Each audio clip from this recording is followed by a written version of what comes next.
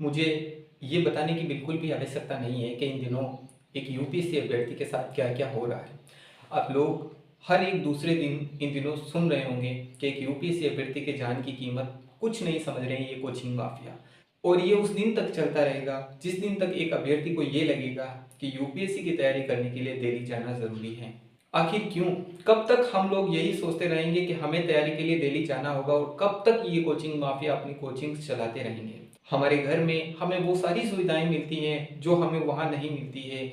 एक छोटे से कमरे में हम घुट घुट कर जी रहे होते हैं और घर से अपनी फैमिली से ये सोचकर दूर जाते हैं कि एक दिन अफसर बनकर आएंगे, लेकिन होता कुछ और ही है। आज सिर्फ ये उन 3 अभ्यर्थियों के साथ नहीं हुआ है, बल्कि उन लाखों यूपीएससी अभ्यर्थियों के साथ हो रहा है जो यूपीएससी की तैयारी के लिए दिल्ली जाना चाहते हैं। आखिर इसमें गलती किसकी है?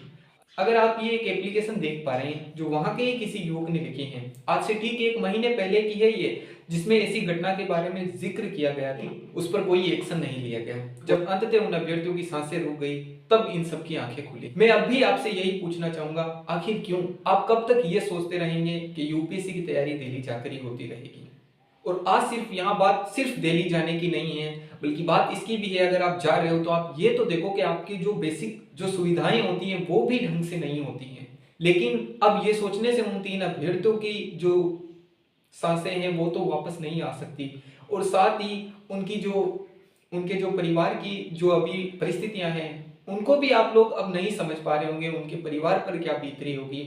लेकिन अब ये सोचने की जरूरत है, क्योंकि ये घटनाएं तब तक होती रहेंगी जब तक आप दिल्ली जाते रहोगे। लेकिन अब आपको ये समझना होगा, इन घटनाओं पर आपको विराम लगाना होगा और इसके लिए आपको आवाज उठानी होगी। मैं भी एक अभ्यर्थी हूं, लेकिन उसके साथ एक छोटा सा क्रिएटर भी हूं। तो मेरा तो ये वीडियो चलो 100-200 अभ्यर्थी देखेंगे, लेकिन मेरी ये बात यूपीएससी एस्पिरेंट्स तक जरूर पहुंचनी चाहिए।